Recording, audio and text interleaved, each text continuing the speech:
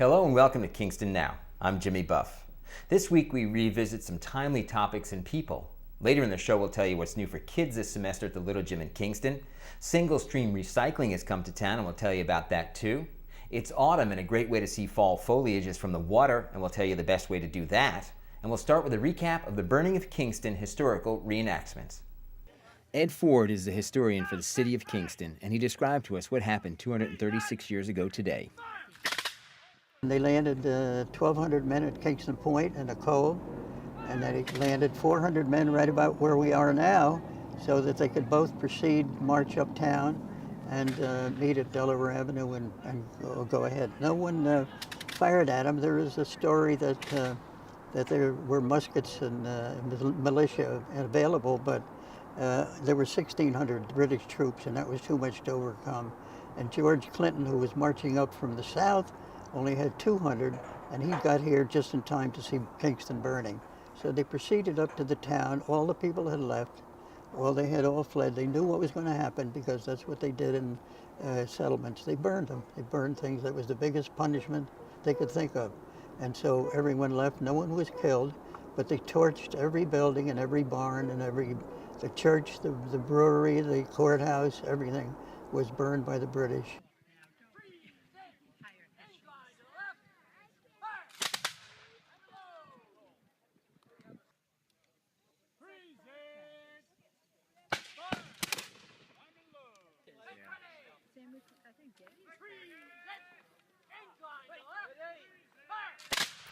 The reenactment began with a skirmish at Rotary Park as members of the 1st Ulster Militia and other reenactors faced off with musket fire before a crowd of onlookers.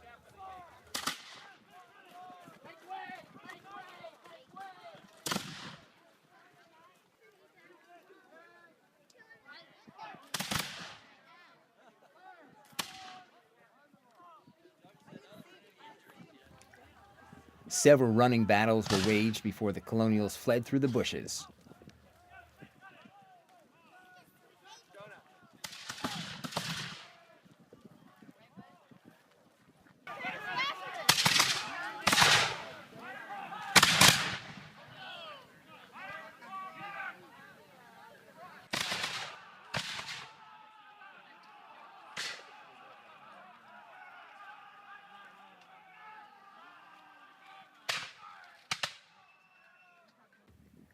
Later, the two sides met again in a battle near the Old Dutch Church. The Reverend Dr. House, current pastor of the Old Dutch, got into the act as she rescued the Bible before the advancing redcoats.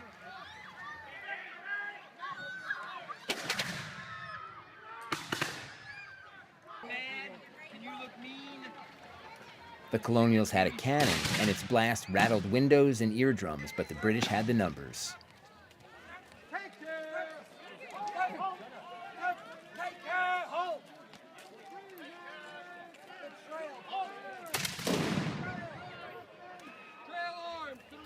Near the Person House, another skirmish led to the arrest of Kingston Mayor Shane Gallo.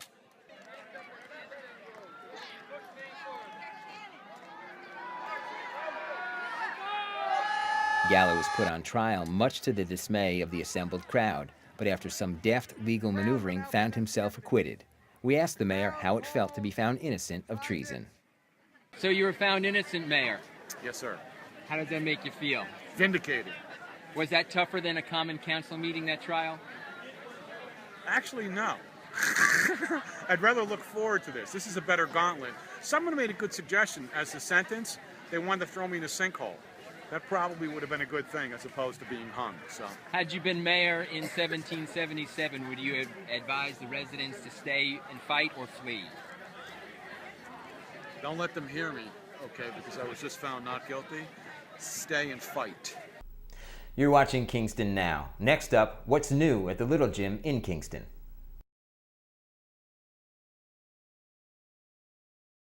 Welcome back to Kingston Now. The Little Gym in Kingston is a great resource for local parents. New this semester is a bunch of new equipment and a bunch of new times and classes. Here's Mercedes Sidor, the owner of the Little Gym, to talk about what they do there. They start as early as 4 months. It goes all the way to 12 years. We have a whole parent-child curriculum where the parents are participating with the children, and that's wonderful. There's a pre-K program, which is 3 years to 12 years, and we offer gymnastics and sports classes, karate, dance classes. So that's some of the physical activity that goes on here at the Little Gym, but there's more to it than just physical activity. Talk about that a little bit. That's right, we were talking about that. Well, our primary focus is on growing physical skills, but our program is based around something called three-dimensional learning, which is Get Moving, Brain Boost, and Citizen Kit. So the Get Moving is obviously the physical, everything is gymnastics based, working on their core strength. The Brain Boost is cognitive skills like counting, and depending on the age range, obviously is 4 months and 12-year-olds, so working on different cognitive skills. And then the Citizen Kit is being a good citizen and thinking about what you're doing, being aware of what you're doing, taking turns, cooperation, working as a team building exercises, and all kinds of fun stuff like that. So in the wide range of ages that you cover here at the Little Gym, obviously there are differences, for instance, in coordination. Have you had kids who were here at 4 months and then here at 2 years and then older, and you watch that happen? Unbelievable. You watch them grow, you watch them develop, the pride that the parents feel when they experience it. It's also a great place for parents to meet other parents and experiencing relationship building on that level as well. So. Oh yeah, no, I mean for my wife, I know how important it was for her to get out of the house and come to the Little Gym, because while the kids are going through these great activities, they get to sit with other parents and sort of communicate with people their own age. Right. So tell me, how is a class structured here at the Little Gym? Just give me a rough idea of a class. Sure, I'll give you this one, for example, is a Funny Bugs class, and it's about an hour long. And what is the age range here? 3 to 5. Okay. And we do an opening circle all together. We do a name game, hello song, get them comfortable in a group setting. Then we do a warm-up together to directive music, get them running, galloping, skipping. Then we do 3 different stations, so we'll rotate through, get to go on all the equipment. We'll end with a game, working together as a team, and end with a closing song, closing circle. They have homework sometimes, but it's fun little things to practice at home, like putting their socks on a certain way so they can roll up from the, while they're putting the sock on, for example. So all kinds of things. Over holidays, for 2 weeks, the Christmas break, and then also over spring break, and then all summer long we offer mini camps, which are from 9 to 12 in the morning, and then again from 1 to 4, and it's a drop-off. We do gymnastics, arts and crafts, we do a little light snack, we read stories, we do group cooperative games, and those are really fun. That's for ages 3 and up. And we have parent survival nights about once a month, which are really fun. They're on a Saturday night. If mom and dad want to have a little date or whatever, the children can come. We have a pizza party, and we do the same thing as our camps. We do all kinds of physical activity, group cooperative games, parachute, trampoline, lots of fun. So how does someone bring their child to the Little Gym? What is the structure of courses? Sure. Well, we offer free sample classes where you can try any class, anytime. You can join anytime just to see what we're all about. And the season mirrors the school year, so it goes from September to the end of June, and then we have a summer session. And but it's designed, the curriculum is broken down into learning units of around 2 to 4 weeks, so children can really join anytime and they're not behind or missing out. We challenge the children at their own level, and you know, if they can't stay for some reason because you have crazy schedules, which all parents do, you can stop anytime. So really it's designed for them to get out of it, whatever they're looking to. And the Little Gym is in the Kings Mall, Kingston, and newly opened is the Albany area Little Gym in Colony. Find out more about both locations and the new classes and times at thelittlegym.com. They also offer a free introductory class too. This is Kingston Now. Next up, we talk single stream recycling in Kingston.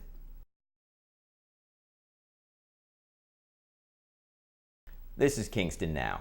Recycling has been around for almost 20 years and has become a part of many people's everyday lives. However, ways to improve the recycling response are always needed, and one of those ways is single stream recycling. That's where all your recyclables go into one bin that's picked up by the city and brought to the Ulster County Resource Recovery Agency for them to sort. That means there's no separating out metals from paper or cans from magazines by you, and by eliminating the every other week pickup of either metals or paper recyclables, people are more apt to participate in the process on a regular basis. In Kingston, the city has been rolling out single-stream recycling, and by year's end, every neighborhood should have the big blue bins in place. The Ulster County Resource Recovery Agency has also pioneered local composting, and here's a look back at how that process happens. The method of composting that we're employing here is referred to as aerated static pile composting.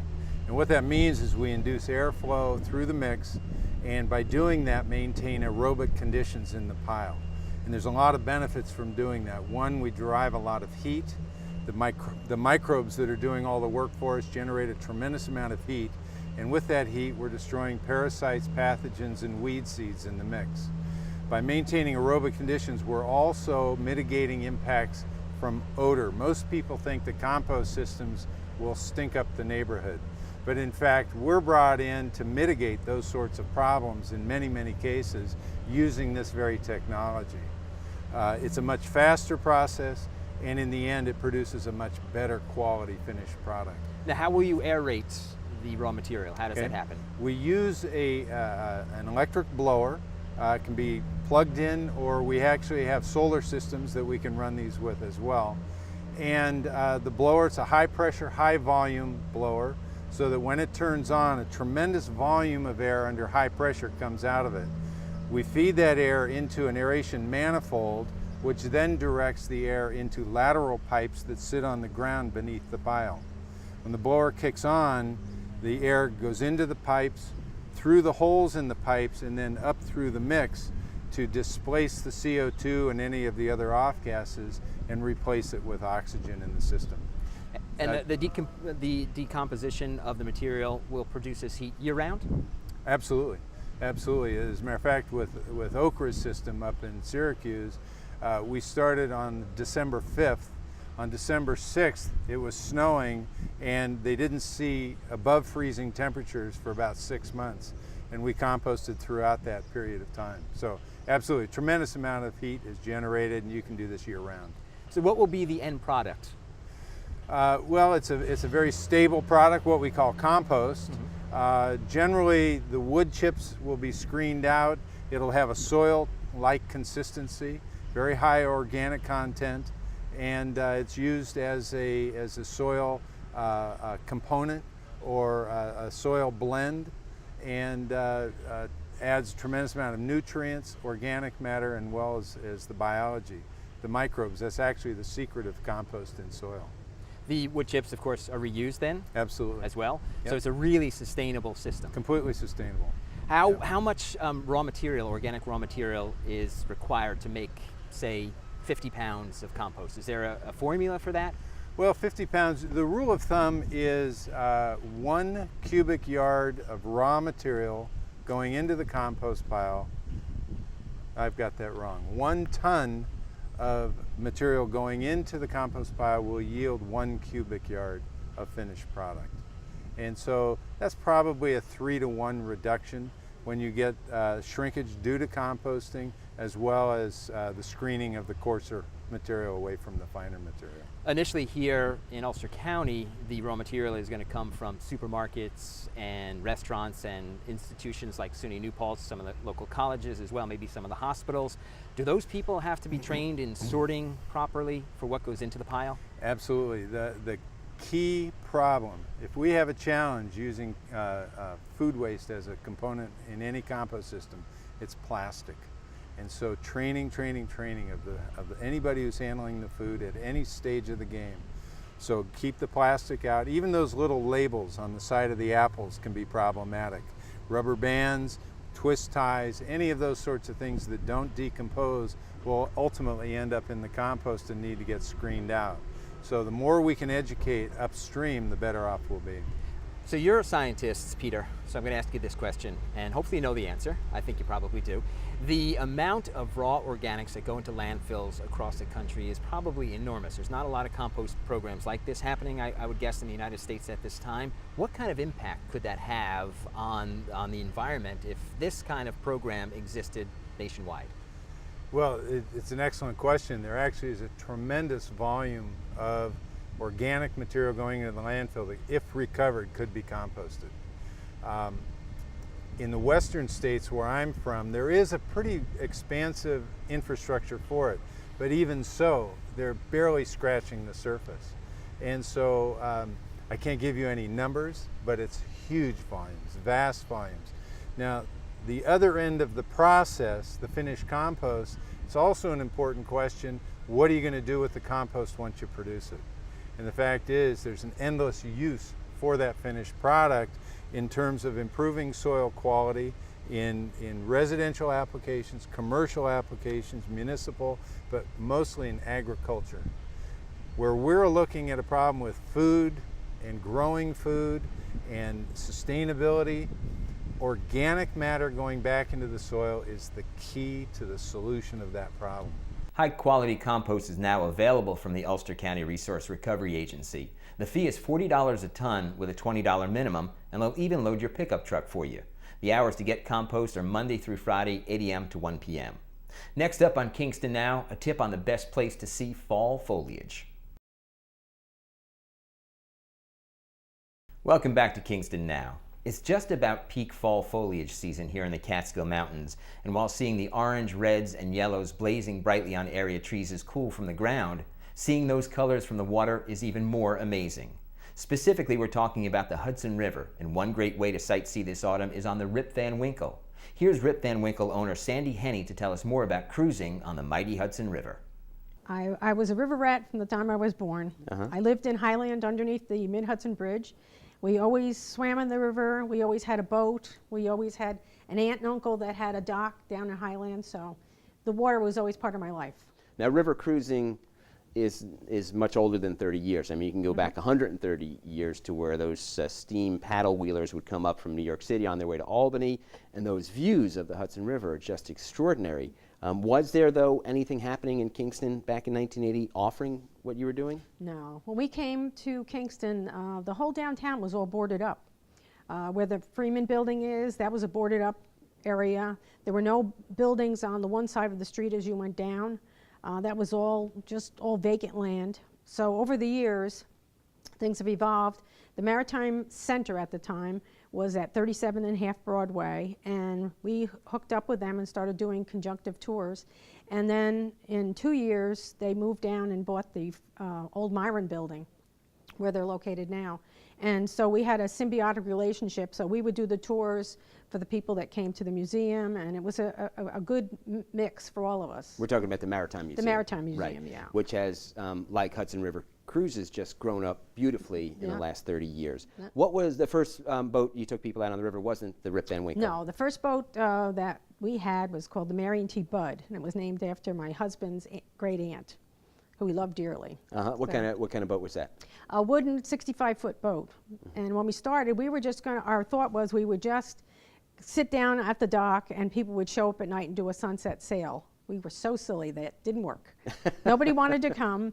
So within a couple months, people kept asking, why don't you do dinner cruises? And within, I think the first year, we went from doing 3 nights a week to 7 nights a week doing dinner cruises. And we could only take 81 passengers at a time. But we had a rotating menu list, and we would do Italian once, and then we do international, and we did German. And I had a great catering woman who could you'd ask her for something and she could make it, and we just all loved the food. So we all had a good time. It was a good time then. So 81 passengers, max capacity on that first boat. I had that for 5 years, and then we went and bought the big Rip Van Winkle. And that holds a bit more than 81? Yes, 300. 300. Right. How long, is it long? Do you talk about? Yeah, it's 125 feet long, double-deck steel. And, I mean, she's an impressive boat sitting down there on the Rondout. Well, you can notice her, that's for sure. Yeah, If you're looking for a boat, you're going to see the boat there. And did you grab the name Rip Van Winkle because it's so Catskill sounding? Well, when we were looking for a name, we had several people who came to us with ideas, and that kind of caught our attention. We thought the Catskills and the river lore, especially with Washington Irving and his stories and things. So for even a couple years after we got the boat, I even kept the little book of the Rip Van Winkle on the boat to sell, because I get a lot of grandparents who the kids don't read Rip Van Winkle anymore. It's not part of the curriculum, yeah. curriculum that they get to read, but they love the idea of the book, so they take the book home and give it to the kids. Now, I recently had occasion to be on the boats, and we headed south down past the Sopus Meadows Lighthouse. And as we turned around, what we saw was this stunning view of the Catskill Mountains. Yes. The view not far south of there that Henry Hudson saw for the first time back in 1609. And I would venture to say that there's probably a fair amount of people in the Kingston, Ulster County, or even on the Dutchess County side of things who never see that view from the river. I'm sure they wouldn't. The thing too is the homes, big estates, were all right on the river, and from the road on either 9 or 9W on either side, you can't see a lot of those homes. Sometimes you've gone past that driveway 100 times and never known there was a big estate back there. Marist in Highland, between Highland and Kingston, is one of those places. You see the driveway, but you have no idea how massive that house is back there. What's the experience of people who come? I mean, I know you have tours now who come from out of the area. Who tour buses will show up and they'll take the ride. But what about the people who live here who see that view for the first time? Who see those things? What's that reaction like? It's sometimes they come to me and they'll say, "I'm embarrassed to say I've never been here before. You know, I never realized how really pretty it is here." Yeah, it's like people in New York City don't ever go to the Statue of Liberty unless their cousins in town, right? The things in your own backyard. The Rip Van Winkle sails until the end of the month with one daily departure at 2:30 each afternoon and a kids cruise featuring music and a magician on Saturday, October 26th. For more information, go to HudsonRiverCruises.com. That's it for this week's show. Remember, all of our previous shows are available on our YouTube channel, and you can find that link on our Facebook page. For Kingston Now, I'm Jimmy Buff. We'll see you next time.